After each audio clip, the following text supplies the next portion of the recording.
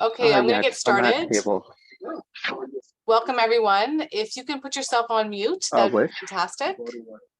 There's going to be a bunch of us today. And as you would have seen, I'm going to be recording the session because a number of you can't join us on this evening, which is one of the brilliant things about Zoom. Let's go with that. So I'm Jessica. I'm the coordinator of Scholars Academy here at the University of Calgary, and I'm really grateful for my colleague, Dr. Christian Ferrier, who is currently in Calgary, but of course studies at the University of Oxford, is going to be co-facilitating this session with me this afternoon. So a little bit about what we're going to cover today is a little bit of the history of the Rhodes application process to give you a sense of what the Rhodes Scholarship is and the eligibility criteria. And then some reflections and direction from Dr. Ferrier. And really the bulk of this presentation will be in the question period. I really believe that the questions you have is what everyone else feels the same way. And so if we can articulate that either online, audio, verbally, or through the chat feature, I think that's really going to benefit everyone. So don't hesitate. You can start asking those questions as soon as they get started. And that, in fact, that would be very helpful to make sure we address it to the larger group, or you can wait till the end. As you saw, this session is recorded, and so if you don't want to articulate your question out loud, you may want to just put that in the chat feature and we'll address it there. Perfect. Okay, so to get things started, Rhodes Scholarship, a brilliant scholarship.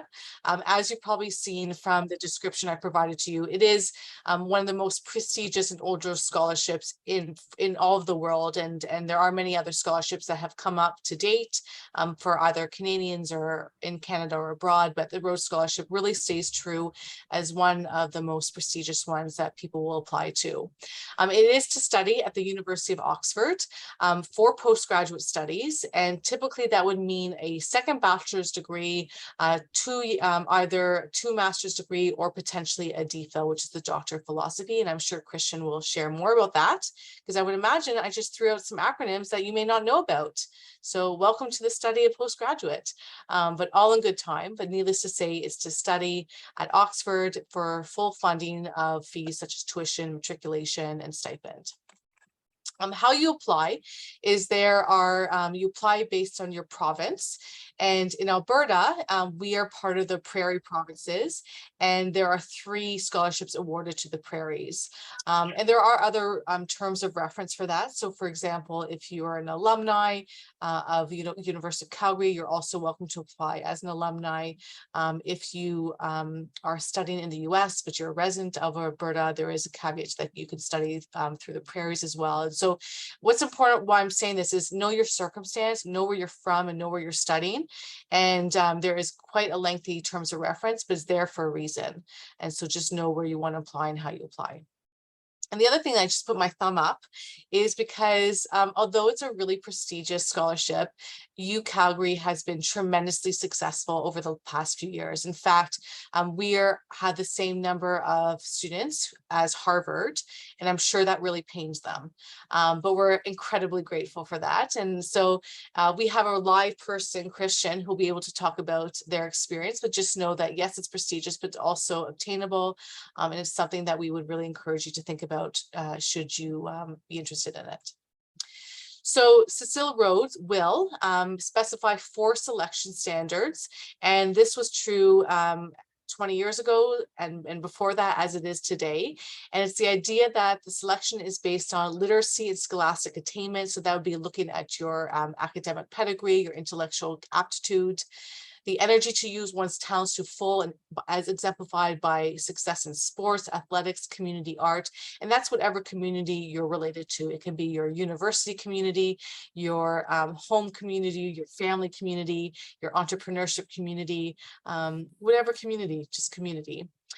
Truth, courage, devotion, and duty, and sympathy for those of other capacities and backgrounds, and moral force of character. And I'm sure Christian will be talking a little bit more of that in terms of what they're looking for.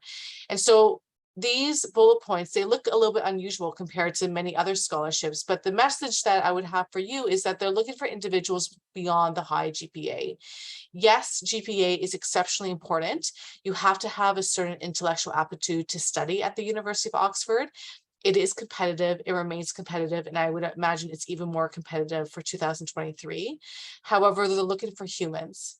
They're looking for people who are passionate, who are articulate, who see people from their lens, who are empathetic, and are vulnerable in their own way. And so, so if that resonates with you, and if you're a human with emotion, then I think Rhodes Scholarship would be something that you'd want to look into. In short, they're looking for individuals with outstanding intellect, character, leadership, and commitment to service. And so really it's about leaders for the world's future. It's not an individual who's looking just to acquire this degree and get on with their day. It's not looking necessarily for someone who's all about the money. It's looking for someone who wants to build a community of individuals to make a difference in the world around them. And so I hope you're getting excited as I share this with you, and I'm sure Christian will bring some more light to it. But again, the message is it's not just about the GPA and the intellect, it's about character and moral force.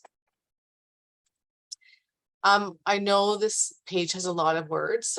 This was in the email that I sent you, and so when they have a rule of so many words for a page, I definitely surpass this, but there are criteria, and this is important for you to recognize and to know whether or not you're eligible. And so the main criteria is the fact that to apply to the U of C in the Canadian context, you have to be Canadian or a refugee or asylum seeker to be considered in this constituency. I received a couple of emails from individuals after that email saying people are from X country, can they apply? And I would encourage you to look on the Rhodes Scholarship website, because it's very likely that you would be able to apply through a different constituency, whether it's Palestine, whether it's Syria, whether it's the open process.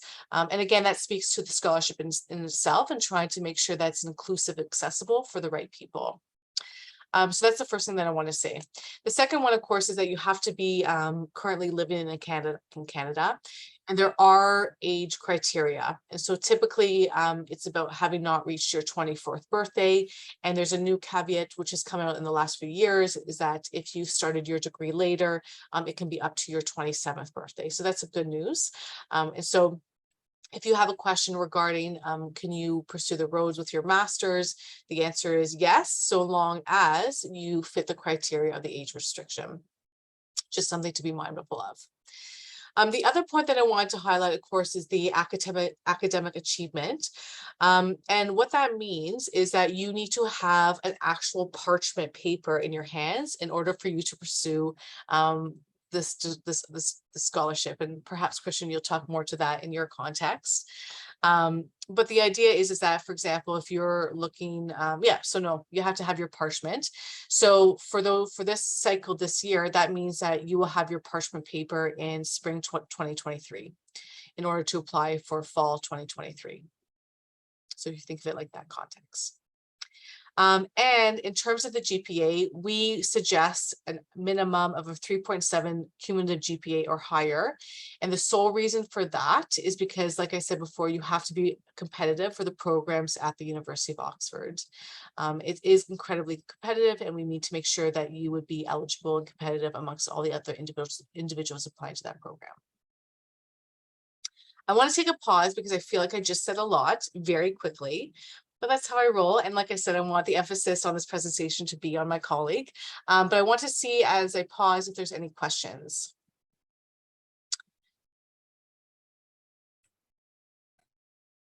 Okay, so I see a couple in the track. Do you need to be graduating by spring 2023? Yes, that means that for this application cycle, if you want to apply for the program this year, then yes, you would have to have graduated spring 2023. And so if you're not, that's not bad news. It just means that you would apply the following year. So you're gathering all this information a year early. How amazing is that? Think of it like that. I see another question. Are there restrictions on programs you can apply to in associations to the Rhodes? I've seen Christian say no. The only thing that I think is the order in which you do it. And so my understanding, Christian, go ahead. Yeah, I mean, you're doing a great job there, Jessica. I was just going to say the purpose of the scholarship is to be open to any postgraduate program at Oxford, or in some cases, the second bachelor's, which you would have done a bachelor's previously and then can do a bachelor's degree in 2 years at Oxford. So it's open to any course, and you also don't need to have decided on just one course when you're applying. You need to have an idea or a direction, and that we'll speak to, I think, a bit more later on when we talk about the application itself, but it's open to all disciplines and all programs. Perfect. Just see if there's any more. Okay. I think the questions coming in about the dates, I think it's absolutely fine if you get your degree in July or in August, or for the people talking about the practicums and things, it would just be that you need to have your degree prior to when you would be starting at Oxford, which would be October of 2023. And that would also be something that you would just be in communication with if you were to receive the scholarship and then be applying to the university, about when you would have to have supplied them with those details and information to confirm your eligibility. But there isn't a specific, like, you need to have convocated by the beginning of June or anything like that. Okay, I'm going to continue on. What is important to note, like in everything else that we're doing, is that in order for you to apply to Rhodes Canada, you need to receive an endorsement letter from this university. And there is a process, and it does break my heart every year when I learn from students that they want to apply to the Rhodes. I tore my Achilles. And they don't have an endorsement Actually, letter. not really. There we go. Okay. It's a great feature. So yes, that there is an endorsement process that you have to go through. The deadline for that process for you to apply to the internal Rhodes University Committee here at the university is August 14th. And that time you will have compiled all your information to us, and we have a committee who will review the applications, and we will shortlist the students who are going to put forward to Rhodes Canada. So that's very important for you to know. You cannot apply to the Rhodes Scholarship directly. You have to go through the University of Calgary, and there is a committee, an adjudication committee, who will review the applications. One of the questions that I often get is, how do we review applications? And my response is, we review them based on like any other procedure award application. So we'll look at things like your intellectual aptitude, your familiarity, and your success in your faculty. We'll also look at your competitiveness. So whether or not we believe that the program which you want to apply to, you would be a competitive applicant. And we also look at your written work. So whether or not your commitment to your community, your integrity, your involvement in extracurriculars, whether it's sports, whether it's the arts, is a full and true representation of yourself, and whether that makes you a competitive applicant. It's not an easy process. It's something that takes many, many hours to accomplish because we really want to make sure that we submit the right individuals to Rhodes Canada. But I always say to students, in any respect, if you are interested in applying to a scholarship, you ought to apply to a scholarship. It doesn't cost you a thing. It is a totally free application. And the worst case scenario is you get an email to say you weren't successful, but I'd like to provide feedback on your application. And I think that's something that's totally brilliant. And as I mentioned here, that you would be informed the first week of September whether or not you've been shortlisted for the University of Calgary context. Okay, so I hope my next slide is, it's you. Thank goodness. Thanks so much, Jessica. And it's nice to see everyone on the session here. And for those watching the recording, it's really great that you're all interested in learning more about the Rhodes. So my name is Christian. I have spent a lot of time at the U of C and known Jessica for a very long time. So it's really fantastic to be with you all today.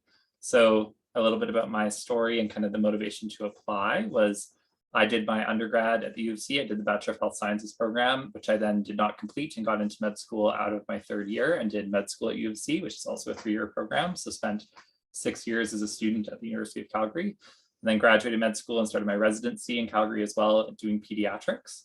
And along the way, I applied to the Rhodes more than once, which is also something to know, is that as long as you're meeting those eligibility criteria and age and whatnot, which Jessica described previously, you can apply twice. And there's actually quite a few of my fellow Rhodes scholars from all around the world who had applied more than once. So if you go through the process once and you're unsuccessful and feel like trying again, I feel like there's often so much personal growth and development as the years go by, or as you're starting that next phase of your education. And sometimes that can be really helpful when you're then applying again to have that experience and that clarity and direction as to what you want to do. But my motivation to apply really started through Scholars Academy. It was kind of the first time that I'd heard about the Rhodes Scholarship, is from people like Jessica Cohen, as well as Dr. Juliette Guichon and a few others who you may encounter through this process and may already know at the UC. And then was fortunate to chat with a few other people who'd studied at Oxford or who were previous Rhodes Scholars, and just having some of that exposure and experience to what was possible kind of put this on my radar. I think, I imagine this to be true for a lot of you who are motivated to apply. You probably just have an interest in doing graduate studies in general, about kind of delving deep into one area that you're passionate about or learning more and what that might mean for your career. So for me, I'd already chosen medicine, but within the world of medicine, having a graduate degree certainly opens a lot of doors, whether it's into research or academia or leadership or policy or other facets of what it means to be a physician. So I think I had kind of this combination of exposure to the Rhodes and Oxford as a possibility and direction I was excited about, but also that interest in doing a master's or doing a PhD to further my skills and kind of the career doors that may open afterwards.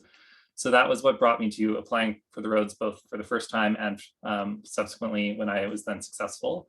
As Jessica alluded to earlier, since I did not finish my undergrad degree, I was not actually eligible until I was in my final year of medical school, because you need to have a degree, whether that's a bachelor's degree, master's, med school, different types of things, but anything that could qualify as that bachelor's degree to then enable you to apply to graduate programs at the University of Oxford.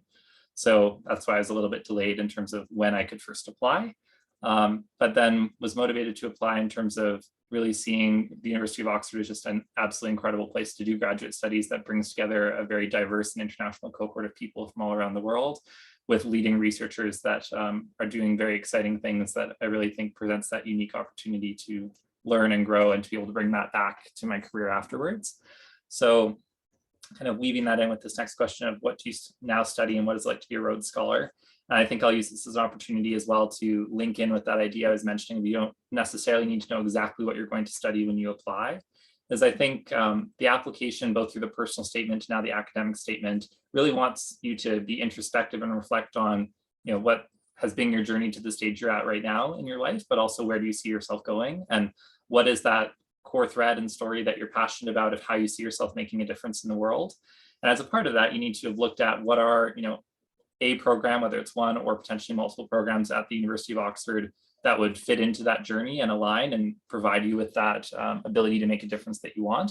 So for me, as a physician and as someone who wanted to go forth and do research, I feel like graduate studies for me represented the opportunity to go from working one-on-one with patients and families, which is something I really cherish and enjoy about my job, but to looking at finding answers for questions we don't have answers to yet, and that research piece about taking that 30,000-foot view and looking at the level of a population of how can we provide better care and address some of these problems that we see across our patients. And so I think that was kind of that underlying motivation, and how I integrated that into my application was talking about what I would want to study and learn at Oxford was more so like the skills I wanted to develop than necessarily specifically knowing the exact details of what project I would study for my PhD, or as they're called at Oxford, a DPhil or Doctor of Philosophy. So any PhD type program there would be called a DPhil. So I'm now doing my DPhil in primary healthcare sciences with a focus on epidemiology. So it's also interesting that often like the exact type of DPhil you're doing or the department that you're in is much more determined by the supervisors that you want, or kind of the skills you'd like to develop or focus on while at Oxford, than necessarily what the name represents. So I'm not a family doctor or someone who provides primary care, but the primary care department at Oxford is one of its leading departments in the medical sciences division, has incredible funding, researchers studying a vast array of really interesting things. And the expertise that aligned with the skills I wanted to develop really belonged in that department. And there's also been a number of Canadian Rhodes Scholars, including some from the University of Calgary, who have studied and done that same degree. So that was a way that I also became aware of that program and some of the supervisors that I wanted to reach out to as potential people that I then chose to work with. So doing my DPhil in primary care, and the focus within that very much developed over the course of my first year at Oxford. So again, you don't need to have it all figured out when you apply. And even for those doing a research-based degree like a DPhil, you don't need to, when you apply, have it all figured out. There's lots of opportunities to change or develop that further. But I'm now looking at autoimmune conditions in children, so specifically type 1 diabetes, celiac disease, and inflammatory bowel disease, and doing some clinical risk prediction modeling to help family doctors better recognize when kids could have those conditions. So that's where I've gotten to and what I'm doing at Oxford. I'm 1 year into the DPhil, and so I have a few years left to go, but can honestly say it's been the highlight of my educational journey so far, being able to spend time at Oxford and the people that you get to meet from all around the world. There's about 100 Rhodes Scholars per year currently globally. are just absolutely amazing people. There's 11 of us from Canada, 3 from the Prairies region. So we are very well represented, and I absolutely love my Canadian peers and colleagues. But there's also 9 from Australia, 10 from South Africa, 32 from the States, and a number from a variety of other countries and constituencies around the world, including the global constituency, which currently has 2 spots, but would mean for anyone not eligible to apply through one of the other defined geographic constituencies, they can apply through the global pool. And so getting to meet and study with these people has just been the absolute best part of being in Oxford. And I've met friends that I hope I'll be friends with for the rest of my life. And just to give some variety and context, like there's a lot of us doing medicine, but there's people who are lawyers who are studying climate change and decarbonization. We have engineers collaborating with NASA on aerospace engineering. We have someone doing a PhD or a DPhil in film directing. And so his project will be to produce a feature-length film. And he's from Israel and kind of reflecting on his experience as a man growing up in Israel. So absolutely fantastic. We've got historians, we've got artists, we've got people doing political theories. Just among our cohort, it's incredibly diverse what people are studying and the path that brings them to Oxford. So that really bridges into this next question for me about what tips do you have for the application, is I think even more so now being a Rhodes Scholar and being in Oxford and meeting these people, I would say there is no one prototype or one cookie cutter version of what a Rhodes Scholar is. Like, we are an incredibly diverse group, and I think that diversity is really celebrated. But that also means that what they're looking for in the application is quite wide and quite open. I think what unifies us all is the ability of people to be authentic and genuine and passionate about who they are and the difference they want to make in the world and what they're studying. And when you meet them and get to talk with them, you really see that in their story of what brought them to Oxford or what are they studying, is there's always that fire and that passion underpinning it. So I really like the phrasing that I think I've discussed with Jessica before, but I've also heard from my colleagues in the Rhodes Trust who are involved in applications, which is that they're looking for people who are well-rounded with a bump, and that, you know, yes, you need the academics, you need to have some well-roundedness in your application represented through various things that you've done and through your reference letters, but also they look for people who have had like that consistent area of passion or interest or a narrative and story that speaks to why is this the difference you want to make in the world? Why Oxford? Why this program? How does that all fit into your narrative and who you are and where you see yourself going in your life? And I really see that in my colleagues too, is we all have different experiences that were formative and got us interested in different causes or different things that we're studying, but we all have that passion, and it's been something that's often built over the course of months and years, bringing us to this point and bringing us to Oxford. So I think that would be kind of my biggest overarching tip in the application, is that if you're deciding to apply for Rhodes, and also if you're applying for Rhodes, there's a lot of other great scholarships which Scholars Academy may be able to direct and point you in the direction of, like Gates Cambridge or Knight Hennessy or others that are modeled quite similarly after the Rhodes. And if you're passionate and interested in doing graduate studies, there's multiple ways that you can make that happen, one of which is Rhodes, and Oxford is certainly an amazing place to do that.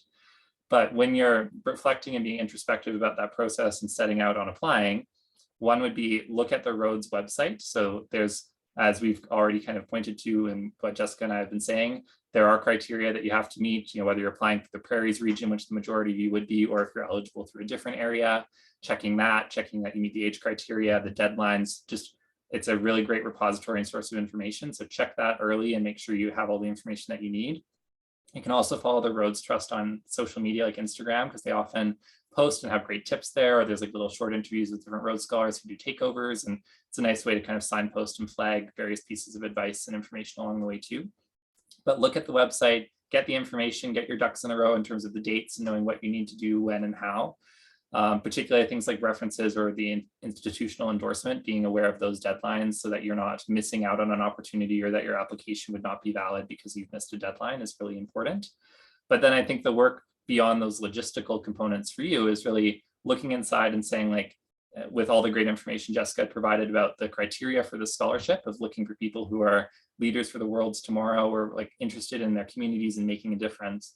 Does that resonate with you and why? And the act of writing the personal statement and the academic statement are both things that I think require a lot of that looking in the mirror. And specifically for the Rhodes Scholarship, you also have to include a statement within that personal statement that this is entirely your own work, meaning that this isn't something that, you know, you can borrow from other people's work and cite. You know, this is all coming directly from you. And also, although you can talk conceptually about these ideas and develop your thinking around it by talking to people, the ultimate version of what you write is entirely your own and shouldn't be something that you've had other people kind of contributing to or editing.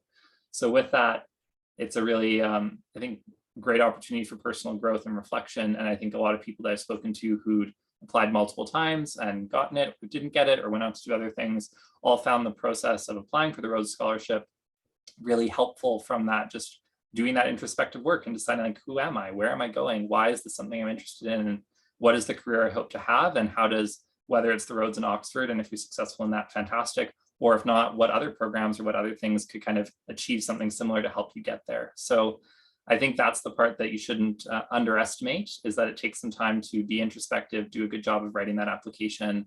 And in doing so, also looking at what are the types of things you may want to study specifically for the Rhodes Scholarship at Oxford, but that also can transcend beyond that. But when you're looking at the University of Oxford, finding a program or programs plural that would be in alignment with that goal and in alignment with that trajectory that you have, I wouldn't put more than a couple on there, because then you're kind of spreading yourself too thin. But, to address one of the questions that came up in the chat earlier about if you do 2 one-year master's programs, I think if you know in advance that there's 2 or 3 that are specifically of interest and that fits into that narrative and story for you, like a common combination might be someone who does the master's in public policy, but also a degree in maybe like environmental change and management. And then like those 2 things together kind of add together to the trajectory they want to do, is one example. But if you know that there's 2 that fit, then definitely you can put that in there.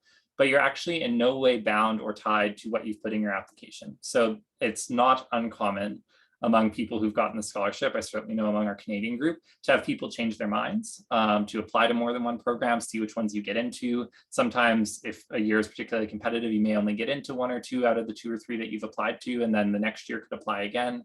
So it's not fixed, and it's not something that you're specifically bound by, where if you said you were going to apply to refugee and forced migration studies, or you're going to apply to the bachelor's in like the BCL, which is a law-based degree or whatnot, and then you change your mind, or when you get to the stage of applying, you've had some conversations with people or figure there's a different program that's more in alignment with your goals, that is a-okay, and you have that flexibility. But you need to, in the application, have identified a program or programs plural that, even if it's just for the first year, that fit into your narrative and who you are and what you want to do. So I think those are my initial reflections on both, introducing a bit about my journey, what I did before, what I'm doing at Oxford, a bit about what it's like to be a Rhodes Scholar, and also my fellow Rhodes Scholars around the world, to give some context of the variety of what that can represent and some initial tips for the application. But I know Jessica and I had said we're expecting there'll be lots of great questions, and we want to make sure we have a chance to address the specifics of what you're interested in. So happy to speak more about any of those things, but that's my initial bit. Thank you, Christian. So I think what I'll do is I'll continue on, but please ask your questions in the chat, and then maybe you can start filtering that, and then we can make sure that you feel in a good place for it.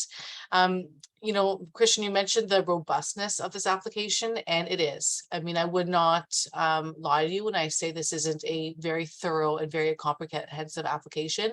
In fact, I think it's one of the more comprehensive ones of all graduate schools and all scholarships.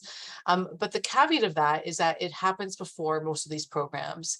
And so the good news is that if you do apply and you're not shortlisted, the very least, as a committee, we will provide feedback on that application. So we will sit down with you, we'll invite you to sit down with us and say, let's talk about that CV you wrote, let's review that personal statement, and let's be very transparent about that transcript that you produced. And I think that's very unusual, certainly as an institution, to provide that level of support. But we do that because we know that A, this was robust, and B, we're asking you to do it very early in the year, or very early in terms of when the fall year starts. And that's simply in line with what Rhodes Canada has set forward to us. And so don't be intimidated by this. No, this is an opportunity at the very least to gather feedback for whatever graduate programs you choose to apply to. So I want to be very transparent, as I said, to give you an overview of what the application actually looks like. So on the left-hand side, you'll see that if you are going to apply, you have to go through UCalgary. There's a deadline of August 14th. It's very strict. They ask for a 2-page academic CV. And in my next slides, I'll go through this in more detail. There's a personal statement. There's an academic statement. There's the list of 6 references, and there's an unofficial transcript. And if you are shortlisted by the university, there are some some few additional things that you'd have to produce, including a copy of your passport to show proof of residency. There's an access code that you'll need to actually start the system, and you can only get that if you're shortlisted. But for the most part, we're setting you up for success, and we're setting you up for a time for you to learn that you're shortlisted and edit the material from the August 14th date to the final date at the end of September. So I want to go through in a little bit more detail of what the different features of the application include. With that being said, Rhodes Canada produces a very thorough and very comprehensive document, and it would be remiss for you not to go through it. They provide links, they provide tutorials, there's actually videos, and that's all done for a reason. So if you're seriously committed to applying to this for an over $100,000 scholarship, you got to do your time. You got to put in your energy. I often say to students, there's some things good in life to do last minute. Like there's some essays that you're like, you know what, I'm going to do this last minute and I'm going to do well. A scholarship application is not one of them. A scholarship application takes a lot of time, a lot of energy, and a lot of allies in that process, including the names of 6 references. So one of the first things that they're going to ask you to write is a personal statement. And in previous years, it was much more vague, but moving forward in the last 2 years is that it's much more specific, which I think is a good thing.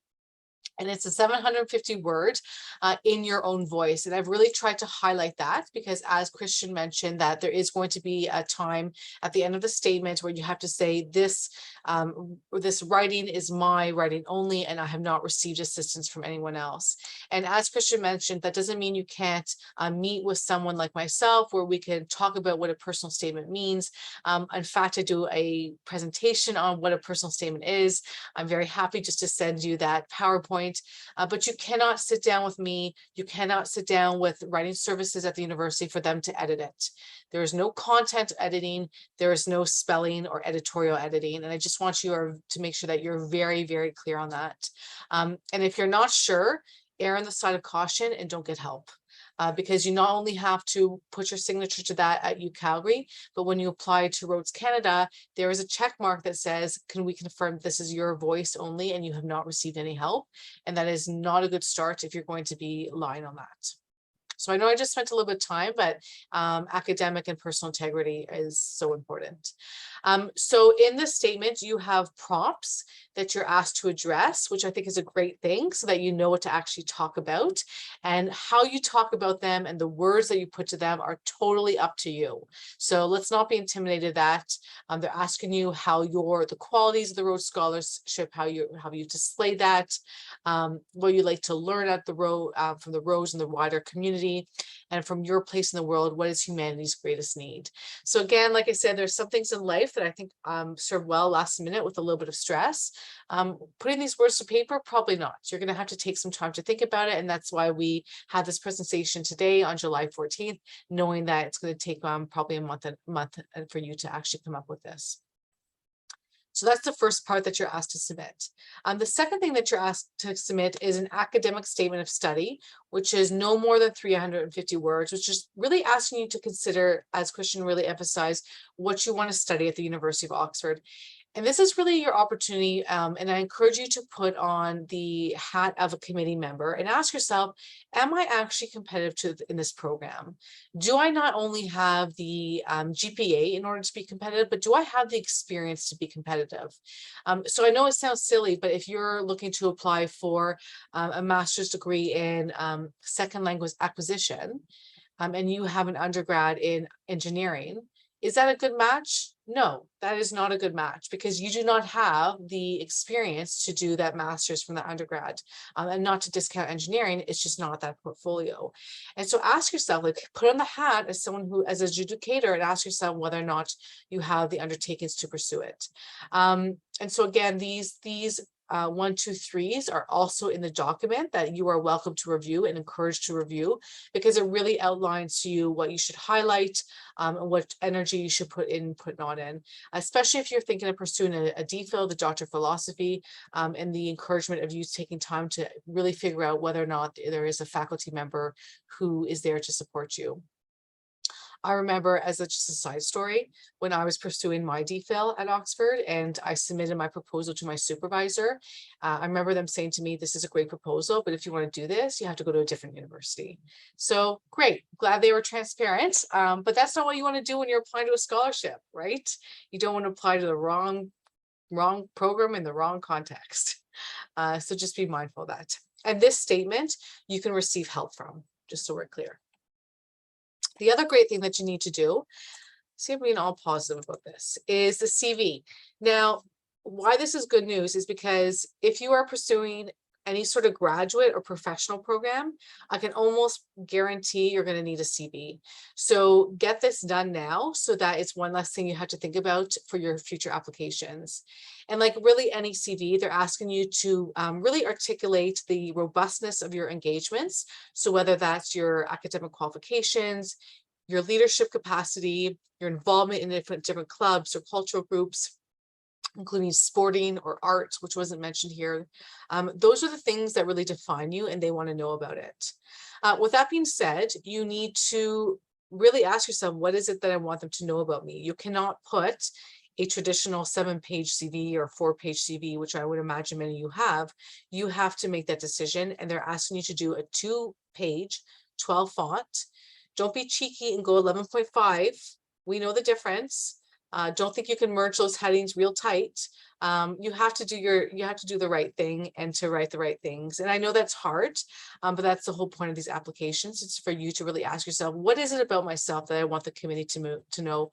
What is it about me as a student, but also me as a human being, that shows the things that they're looking for in a really clear manner. The last thing, in addition to the unofficial transcript they're asking you for, is references. Now, for the application deadline on August 14th, we only need the names of references. So just the names and their affiliation. We do not need the reference letter in itself. It's only if you're shortlisted by the university, we will then tell you how you advise your referees to submit their forms. 6 is a lot, but this is your opportunity for you to think about who are your allies, who is in your inner circle. And so traditionally that would be members, faculty, people who you've studied, who are professors at the university, but it can also be coaches. It can be advisors. It can be leaders in your field. It can be managers or supervisors in the different jobs that you've held.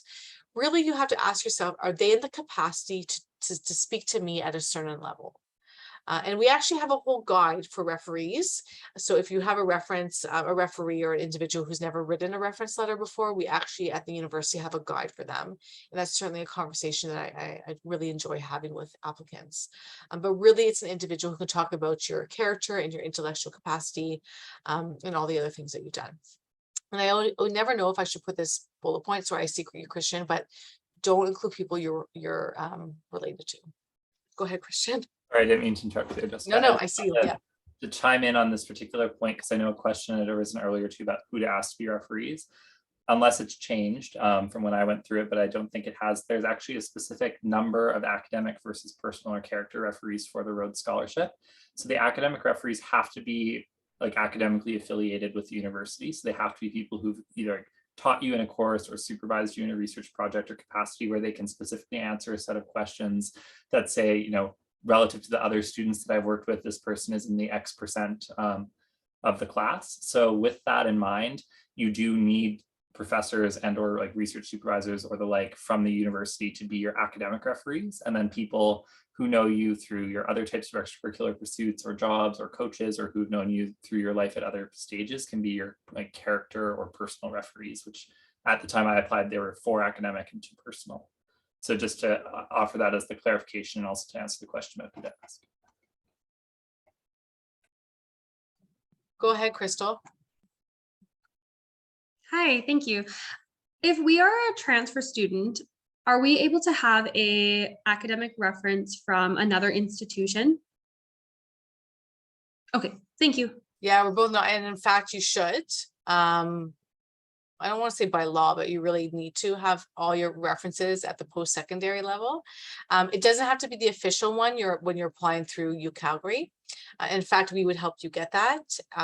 But that's something to think about if you are applying to start putting your ducks in a row to get that letter.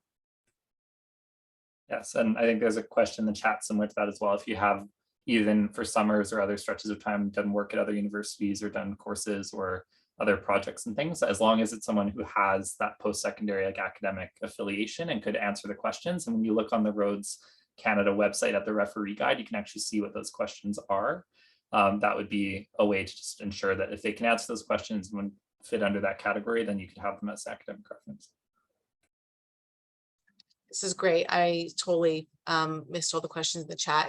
It's interesting because before Christian and I were chatting, and I have been a reference for this application, this scholarship before, and I love writing a reference for the Rhodes because it asks you to comment about things beyond the academics. I mean, it's important what percentage they're in, but also areas of professional development. And so I think the Rhodes wants us to remember that we're not all perfect, thank goodness, right? What a lame life if we're all perfect. So how can we help the committee identify things that this person could work on or thrive on or ought to think about as they progress through their career? And so the Rhodes Scholarship as a referee is one of the ones that I take a lot of pleasure in writing, unlike some other reference letters that are quite challenging and quite tiring to write. And so that's something that you can certainly pass along to these individuals.